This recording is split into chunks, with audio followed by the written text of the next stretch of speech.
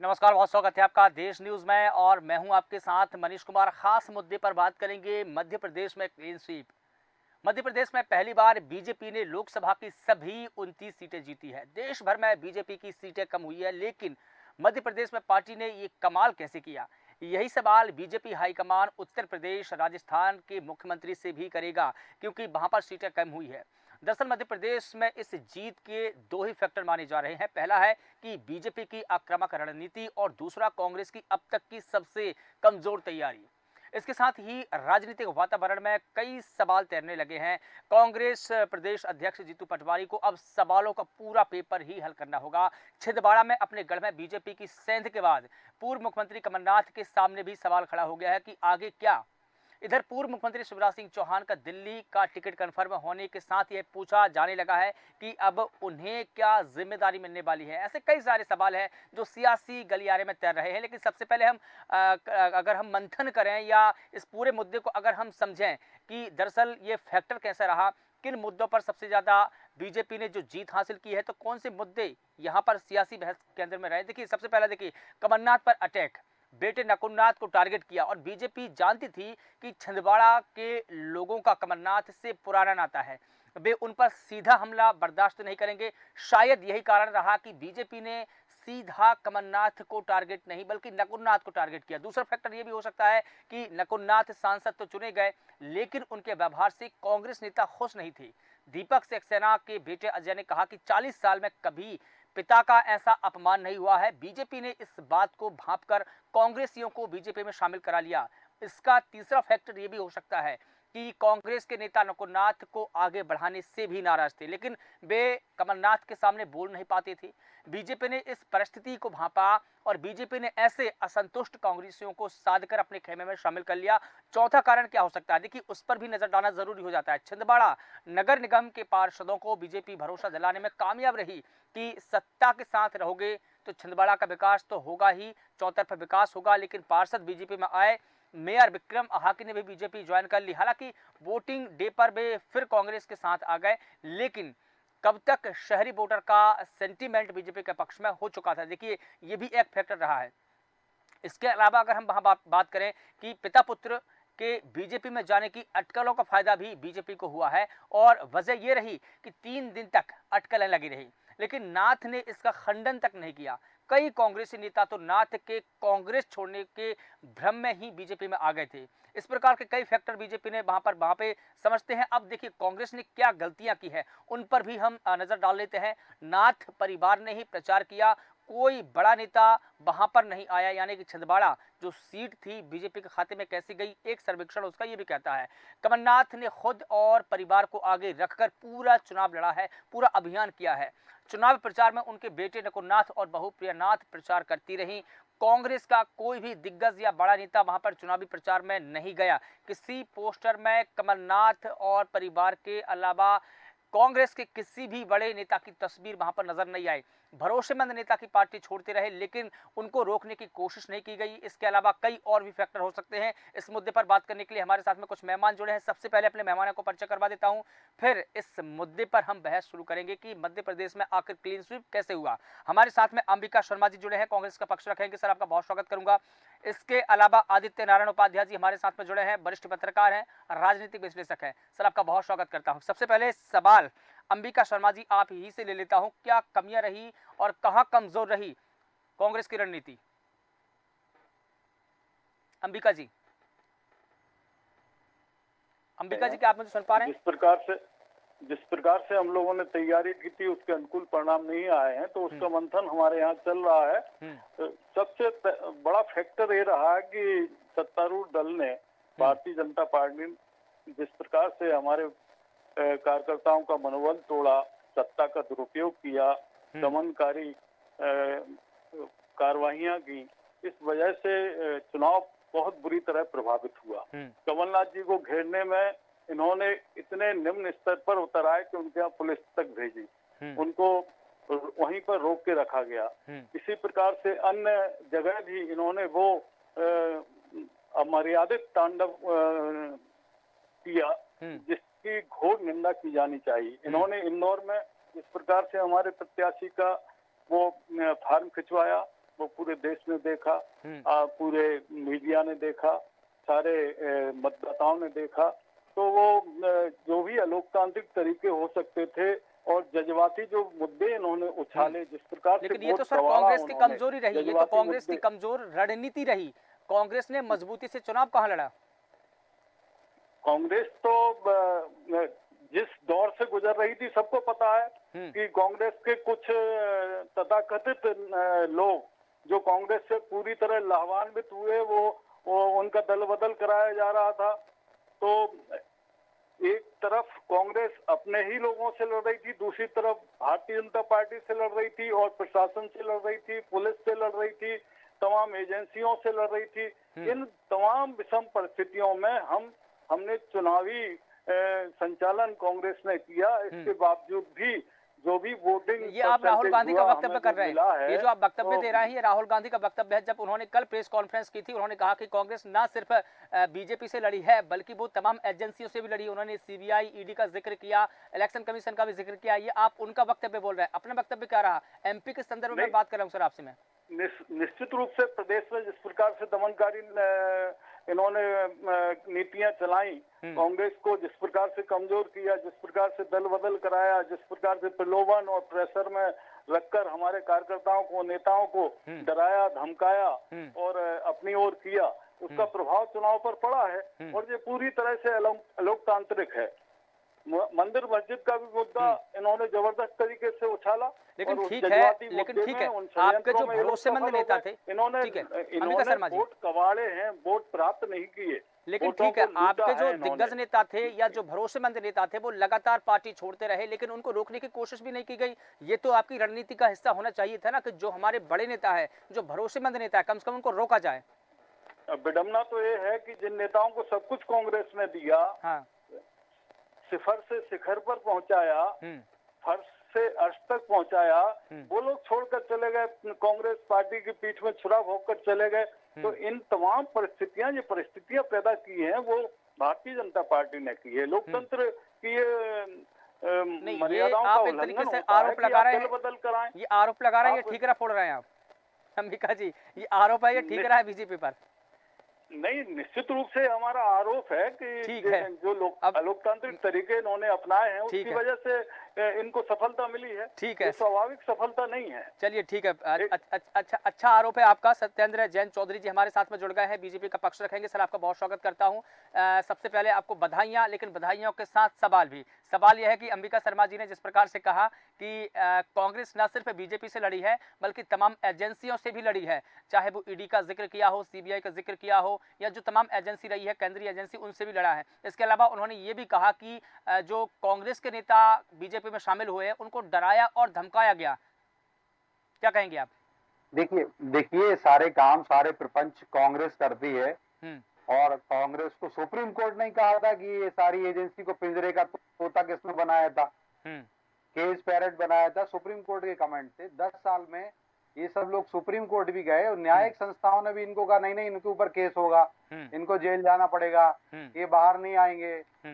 तो अभी देखिए केजरीवाल जी भी उसमें गए हुए हैं। और जब राहुल गांधी जी को स्थगन देता है, स्टेटस क्यों देता है सुप्रीम कोर्ट, जिससे उनकी सदस्यता सांसदी की बहाल होती, तब ये कहते हैं कि सुप्रीम कोर्ट और संविधान बहुत अच्छा है। ये सिलेक्टिव हो जाते हैं दरअसल। अच्छा भैया मैं बताओ, देखिए मनीष जी, में थोड़ा इको हो रहा है तो कंट्रोल करवाइएगा। दूसरी बात मैं ये कहूँ, जीतू पटवारी जी कह रहे हैं मैं हार की जिम्मेदारी स्वीकार करता हूँ और अंबिका शर्मा जी यहाँ पे कह रहे हैं कि नहीं ये सारी की सारी भाजपा की देन है। तो जीतू पटवारी जी स्वयं स्वीकार रहे हैं, लेकिन उनकी अंतरात्मा जरूर मृत प्राय है।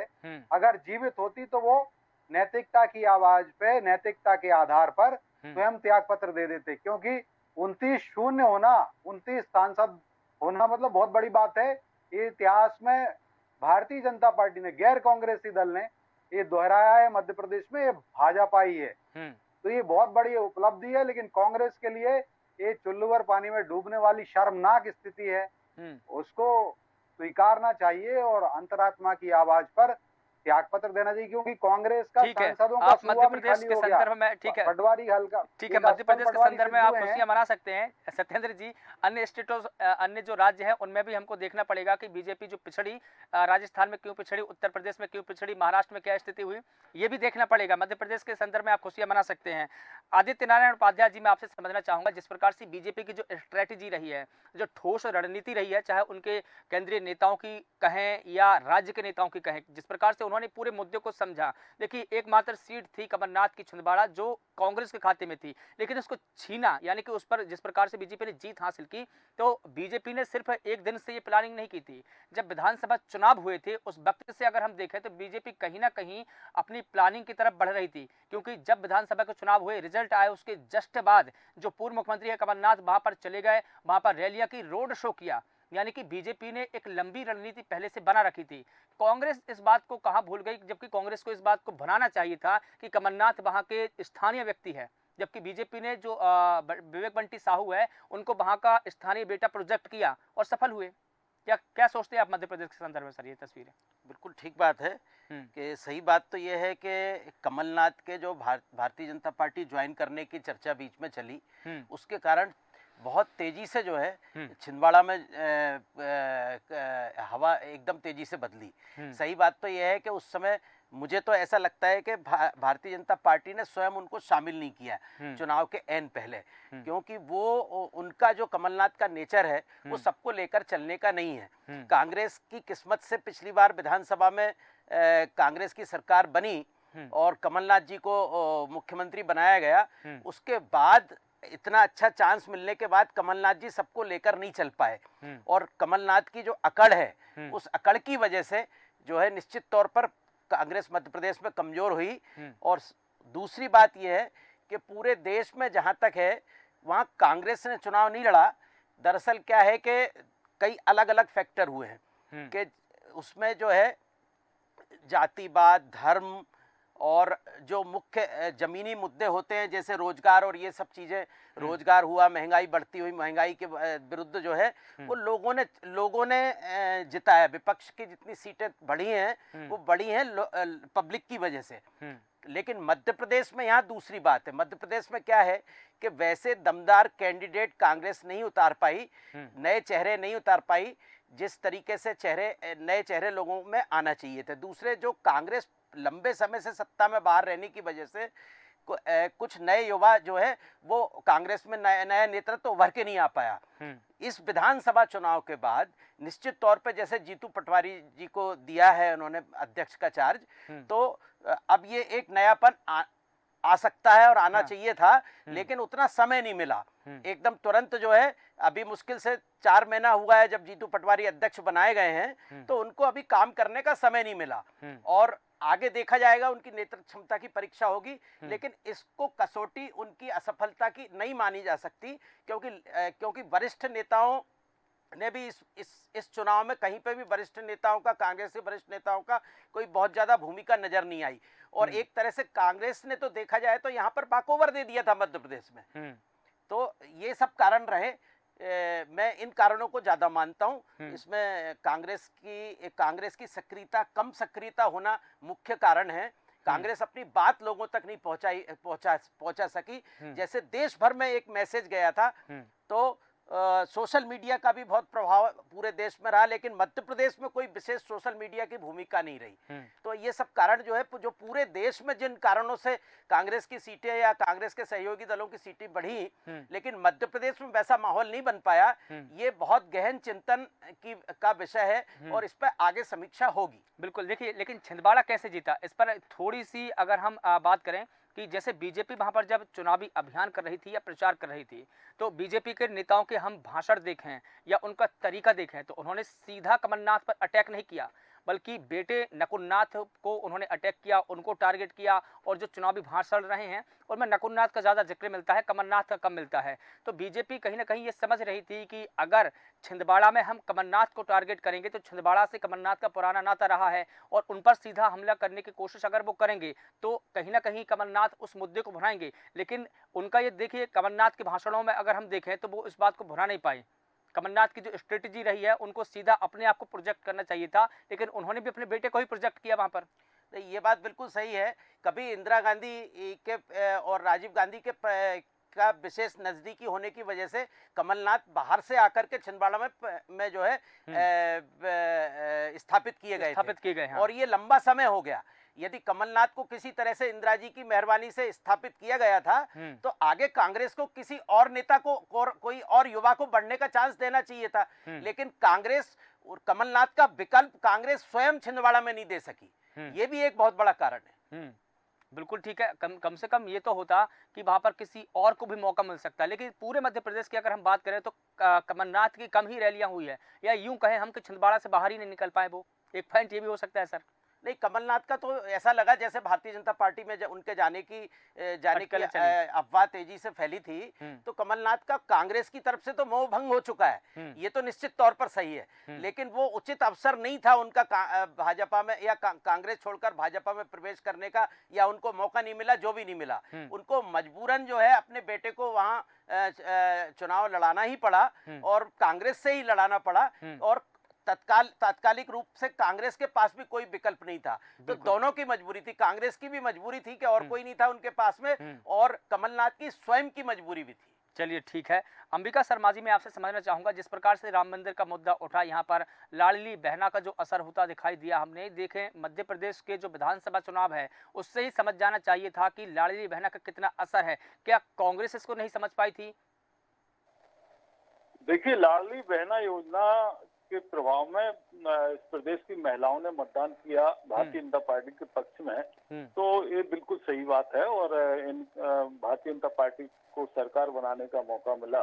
लेकिन हमारा प्रश्न ये है, हमारा निवेदन आप लोगों से ये है कि इस प्रकार से ही वोट खरीदे जाएंगे क्या? इसी प्रकार से प्रलोभन दिया जाएगा क्या? और लोकतंत्र कहाँ जा रहा है? आप हजार 1200 रुपए प्रतिमाह रुपए देकर और उनको महिलाओं को दे रहे हैं, इससे उनका भरण पोषण तो हो नहीं रहा, लेकिन आप वोटर को प्रभावित जरूर कर रहे हैं। इसी प्रकार से आपने और भी षड्यंत्रकारी प्रयोग किए। आपका इलेक्शन मैनिफेस्टो देखिए, आपका इलेक्शन मैनिफेस्टो देखिए, 1 लाख रुपए का जिक्र होता है। षड्यंत्र में भी सफल हो गए, और वही षड्यंत्र यूपी में सफल नहीं हो पाया। जहाँ पर मंदिर बना रहे हैं वहीं से चुनाव। इलेक्शन मैनिफेस्टो रहा है कांग्रेस का, उसमें तो इस बात का जिक्र है कि जो नारी सम्मान योजना आपने जो लॉन्च करने की बात कही, उसमें भी तो 1 लाख रुपए देने की बात कही है, तो ये भी तो एक प्रलोभन ही रहा। हम तो अगर इस नजरिए से देख रहे थे, लेकिन ये तो देना शुरू कर दिया था इन्होंने, इसी में भिड़वत हो गए। तो आपने वोट खरीदा है एक प्रकार से, सहज मतदान। आप 1500 की बात कर रहे थे, अगर आप जीतते तो क्या 1500 नहीं देते क्या? देखिए, आपका जिम्मेदार चैनल है, हम आपसे निवेदन करना चाहते हैं कि जैसे ही चुनाव आयोग के गठन की बात हुई थी, तो चुनाव आयोग के गठन में माननीय सुप्रीम कोर्ट ने कहा था कि एक हमारा प्रतिनिधि होगा, सुप्रीम कोर्ट के मुख्य न्यायाधिपति होंगे या सुप्रीम कोर्ट का कोई जस्टिस होगा। तो इन्होंने डिनाई कर दिया कि हम नहीं, आप लोगों को हम नहीं रखना चाहते। तो चुनाव आयोग की ही पारदर्शिता इन्होंने संदिग्ध कर दी, इनने अपने मनमर्जी से चुनाव आयोग बना लिया। तो शुरू से ये षड्यंत्र चल रहा था कि कैसे भी इन प्रकार सर बार या दिल्ली तो चुनाव आयोग अपनी बात नहीं रखेगा। चुनाव आयोग ने जब इस इलेक्शन की घोषणा की थी तब भी कहा था, और जब देखिए चुनाव के बाद में जब वोटिंग संपन्न हो गई उसके बाद में और काउंटिंग से पहले, ये ऐतिहासिक उसकी प्रेस कॉन्फ्रेंस रही है। इतिहास उठाकर अगर हम देखें तो कहीं भी इलेक्शन कमीशन की ऐसी कोई प्रेस कॉन्फ्रेंस नहीं दिखती, लेकिन जो चुनाव आयोग है उन्होंने अपनी बात रखी, जो आरोप लगाए हैं उनका पक्ष रखा, उन्होंने सभी जवाब दिए। तब तो हमको ये मानना चाहिए कि चुनाव आयोग कहीं ना कहीं जिस प्रकार से हम आरोप लगा रहे हैं, उनकी भूमिका पर सवाल खड़े कर रहे हैं, कितने सही है वो? चुनाव आयोग का गठन होता है, आपको पता है सर, कि एक प्रधानमंत्री जी होते हैं, दूसरा नेता प्रतिपक्ष होता है, तीसरा प्रधानमंत्री जी का एक मंत्री होता है। तो 2-1 से जैसा भी चाहते वो कर लेते हैं, अपने बहुमत के आधार पर चुनाव आयोग का गठन कर लेते हैं। इसमें माननीय सुप्रीम कोर्ट की एक इच्छा थी कि हमको भी आप इसमें शामिल करिए। तो जो भी चुनाव आयोग बनेगा निष्पक्ष बनेगा, स्वायत्त बनेगा, और वो राजनीतिक प्रभाव में नहीं रहेगा। ये तो सरकार तय करेगी ना सर, वो बात भी नहीं मानी। ये तो सरकार हर जगह कोर्ट को बैठाना ठीक है क्या? कहीं कुछ हर जगह कोर्ट की सत्ता। देखिए ये बताइए अंबिका जी, सत्ता का अपहरण करना चाहते हैं। हम जिस सरकार को चुनकर भेजते हैं वो जनता की चुनी हुई सरकार है। जनता की चुनी हुई सरकार, इसका मतलब है कि जो मंत्री बैठे हैं, जो प्रधानमंत्री हैं और जो कैबिनेट के मंत्री हैं, उनको तो जनता ने भेजा है ना। जनता जो आदेश देती है वो करती है। अब सरकार को ये तय करने दीजिए ना। आपकी ही अगर सरकार होती तो भी मैं यही कहता कि सरकार तय करेगी कि कौन को कहाँ बिठाना है। हर जगह सुप्रीम कोर्ट को बिठाना ठीक है क्या? खैर अब तो जो अभी बताइए, सरकार की हर योजना में अगर दखल सरकार कोर्ट का हो जाएगा तो सरकार स्वतंत्र कहाँ रह जाएगी? सरकार तो दबाव में काम करेगी ना। है वो बिल्कुल सिरोधार है। चलिए ठीक है, अपनी समीक्षा करेंगे बैठ के, हमारा शीर्ष नेतृत्व समीक्षा करेगा क्या कमियां रह गई हैं, कहाँ कमियां सुधारना चाहिए हमको, किस प्रकार से हमें संगठन में मजबूती प्रदान करना चाहिए, इन सारी बातों पर हम चर्चा करेंगे। लेकिन कुल मिलाकर अलोकतांत्रिक तरीकों से इस चुनाव को लूटा गया है। चलिए ठीक है सत्येंद्र चौधरी जी, अलोकतांत्रिक तरीके से चुनाव को लूटा गया है या लड़ा गया है, इस पर आपकी टिप्पणी चाहूंगा। देखिए, सारे निर्मूल है, निराधार आधार हैं, और जिस प्रकार से चुनाव आयोग की ऊपर आपत्ति दर्ज की, तो देखिए 1991 में भी चुनाव चल रहे थे और राजीव गांधी जी की जो हत्या हुई, और हत्या के बाद अगर सिर्फ एक ही जगह पे जहां से वो चुनाव लड़ रहे थे अमेठी से, वहां पर ही स्थगित होते चुनाव, लेकिन कांग्रेस ने और चुनाव इसका दुरुपयोग किया और चुनाव आयोग को लगभग निर्वाचन 1 महीने तक रोकना पड़ा, स्थगित कर दिया। वो होती है ये होती है हस्तक्षेप करना, और ये चुनाव आयोग को विधिवत किया जा रहा है। जो भी है, सुप्रीम कोर्ट गए थे अभी ये लोग, और सुप्रीम कोर्ट ने भी इनकी याचिका डिसमिस कर दी, खारिज कर दी, एक तमाचा मारा। ये सारी चीजें आपके पब्लिक डोमेन में है। अब दूसरी बात, जिस प्रकार से इन्होंने कहा सत्ता का दुरुपयोग, अरे भाई शर्म आने चाहिए, किंग करता विमूढ़ है कांग्रेस। हिमाचल प्रदेश में भारतीय जनता पार्टी की सरकार है क्या? आज हिमाचल प्रदेश में भी क्लीन स्वीप हुआ है, मध्य प्रदेश में क्लीन स्वीप हुआ है, तो हिमाचल प्रदेश में भी चारों की चारों सीट भारतीय जनता पार्टी को उसी भगवान रूपी जनता ने दी है। तो अब वहां पे हमने क्या सत्ता का दुरुपयोग किया? इनने किया होगा सत्ता का, जो भी कर सकते थे। लेकिन सोचिए, धिक्कार है इस कांग्रेस को। फिर मैं पुनः कहता हूँ, राष्ट्रीय शर्म की बात है, इनको चुल्लू भर पानी में डूबना चाहिए। जो हिमाचल प्रदेश में भी अपनी एक सीट भी नहीं बचा पाए लोग। और जिस प्रकार की बात इन्होंने कही, महिला विरोध, कह रहे महिलाओं को हमने 1 लाख रुपए का वादा किया था और अगर आ जाते तो हम नहीं देते। वो कह रहे हैं ना अभी कि हम आ जाते तो फिर देते नहीं। तो ये धोखेबाज हैं ये लोग, ये आज सिद्ध हो जाता है। और जिस प्रकार से कांतिलाल भूरिया जी ने तो कहा था पर अपना प्रतिनिधि नहीं बना पाए, लोगों ने कितनी बुरी तरह से आपको नकारा है। अयोध्या में नहीं बना पाए। जिस प्रकार से इन्होंने कहा, जिस प्रकार से इन्होंने कहा कि कांतिलाल भूरिया जी की बात आई, लेकिन कांतिलाल भूरिया जी की भी जनता ने बोला एक परिवार की 2-2 महिलाओं को 2-2 लाख रुपए देंगे, 1-1 लाख, मतलब उसको भी, लेकिन उसको भी स्वीकारा नहीं हमारी माताओं बहनों ने, उसको भी अपमान समझा और 2 लाख से भी ज्यादा मतों से वो पराजित हुए हैं। और रही बात जो कांग्रेस, देखिए कांग्रेस तो मुंगेरी लाल है, कांग्रेस तो शेख चिल्ली है, कांग्रेस तो लाल बुजक्कड़ है। जिस प्रकार से लाल बुजक्कड़ अपनी सूझबूझ देते थे, उस प्रकार से कोता देने की बात है तो कांग्रेस करती रहती है। ब्लफ मास्टर है कांग्रेस।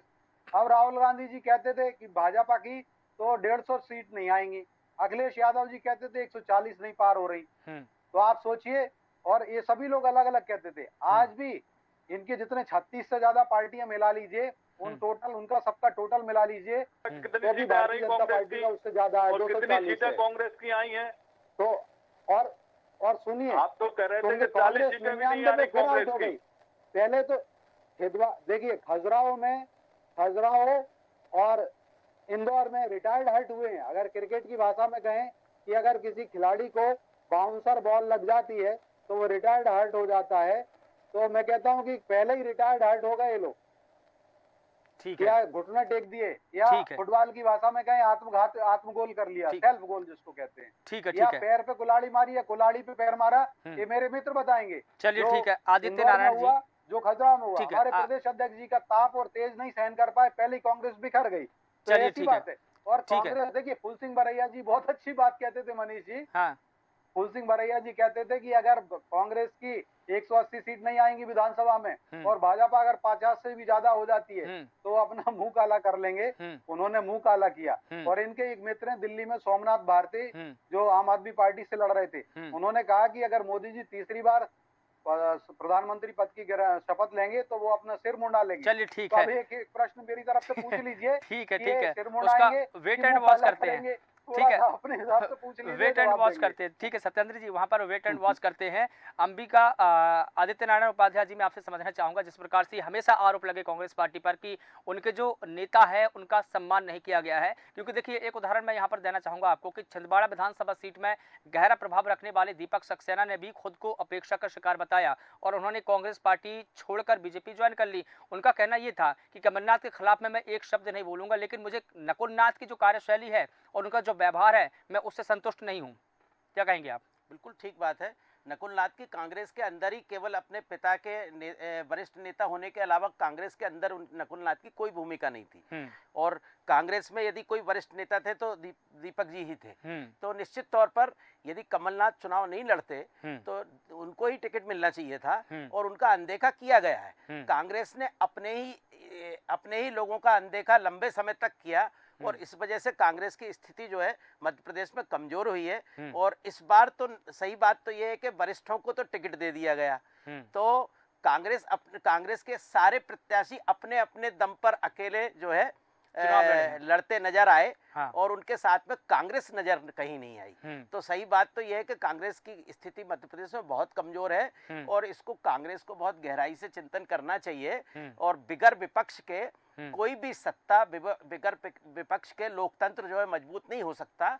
तो मुझे लगता है कि भारतीय जनता पार्टी भी लोकतंत्र को कमजोर नहीं देखना चाहती, तो निश्चित तौर पर कांग्रेस को सभी लोग मजबूत देखना चाहते हैं, और कांग्रेस को इसके लिए कोई और भारतीय जनता पार्टी कांग्रेस को मजबूत थोड़ी करेगी। कांग्रेस को स्वयं ही करना पड़ेगा। बिल्कुल, कांग्रेस को अपनी मेहनत अपने लिए स्वयं करनी पड़ेगी। लेकिन अगर दीपक सक्सेना को छिंदवाड़ा से उतार दिया जाता या उनको टिकट दिया जाता तो क्या उम्मीदें बढ़ जाती कि जो कांग्रेस की परंपरागत सीट रही है छिंदवाड़ा वो बच सकती थी? नहीं, उम्मीद तो तब भी नहीं होती लेकिन एक नया नेतृत्व तो उभर के आ सकता था, जो लंबे समय में कांग्रेस को फायदा दे सकता था, और एक नया संदेश भी जाता वहां पर। बिल्कुल। तो जिस प्रकार से देखें हम कि कहीं ना कहीं कांग्रेस पार्टी की एक ही मोर्चे पर नहीं, हर मोर्चे पर कहीं ना कहीं कमियां रही है, कुछ ना कुछ जो रणनीति है उसमें भी कमजोरी देखने को मिली है। लेकिन अगर ओवरऑल अगर हम कांग्रेस की अगर 2-3 पॉइंटों में कमजोरी देखें तो वो आप क्या बताना चाहेंगे सर? एक तो यह है कि एकदम से जो युवा नेतृत्व युवा को सौंपा गया है पटवारी जी को, वो उनको बहुत कम समय मिला। वो अपना नेटवर्क पूरे प्रदेश तक जो है अभी स्थापित नहीं कर पाए, अपनी टीम को भी बिल्कुल वो नहीं कर पाए अपने सक्रिय। तो एक तो ये चीज हुई, और दूसरे मुझे लगता है कि इस बार की जो भाजपा का क्लीन स्वीप है, इसके पीछे वो हवा जो पूरे देश में चल रही थी वो हवा मध्य प्रदेश में नहीं चली। उसकी वजह ये भी है कि मध्य प्रदेश की जो जनता है वो अभी जातिवाद के आधार पर बहुत ज्यादा बटी हुई नहीं है। जो उत्तर प्रदेश का यदि आप बात करें तो उत्तर प्रदेश में, राजस्थान में ऐसे बहुत सारे प्रदेश ऐसे हैं जिनमें ठाकुर, ओबीसी, यादव, कुर्मी, अलग अलग जो है जातियों के आधार पर टिकट भी बांटे गए, सभी पार्टियों ने बांटे। बिल्कुल। इस जातिवाद से कोई भी पार्टी बची हुई नहीं है। जब टिकट वितरण होता है, यहाँ तक कि मध्य प्रदेश में भी टिकट वितरण होता है, तो कभी कभी जातिगत समीकरण को ध्यान रखा जाता है। बिल्कुल। तो ये एक जातिगत समीकरण बिठाना एक सच्चाई है भारत की। तो ये सब होता है, लेकिन मध्य प्रदेश इससे बचा हुआ है। ये मध्य प्रदेश के लिए गर्व की बात है कि हम योग्य लोगों को सामने देखना चाहते हैं। इससे जातिवाद जो है इस पे ज्यादा ध्यान नहीं देते मध्य प्रदेश के लोग। ये मध्य प्रदेश की एक जो है बहुत चलिए ठीक है सर, क्यों ना कहीं ना कहीं मध्य प्रदेश में बीजेपी ने 29 की 29 सीटें जीतकर पूरे देश के लिए एक संदेश दे दिया है। फिलहाल आप सभी का बहुत शुक्रिया इस पूरे मुद्दे पर बात करने के लिए। तो बता दें कि मध्य प्रदेश में पहली बार बीजेपी ने लोकसभा की सभी 29 सीटें जीती है, कहीं ना कहीं देश के लिए एक संदेश है। लेकिन जिस प्रकार से मध्य प्रदेश में कांग्रेस का संगठन या कांग्रेस का जो नेतृत्व है वो कमजोर रहा या नेतृत्व विहीन रहा, कांग्रेस को सोचना होगा कि जिस तरीके से जो प्रदर्शन करना चाहिए था, नेताओं की अनदेखी की गई, नेताओं को जो महत्व दिया जाना चाहिए था वो नहीं दिया गया, और शायद यही कारण है कि कांग्रेस मध्य प्रदेश में पिछड़ती चली गई और अंततः साबित ये हुआ कि कांग्रेस अपनी सीट भी गंवाती गई। फिलहाल देश न्यूज के खास कार्यक्रम में बस इतना ही। मुझे दीजिए इजाजत, नमस्कार।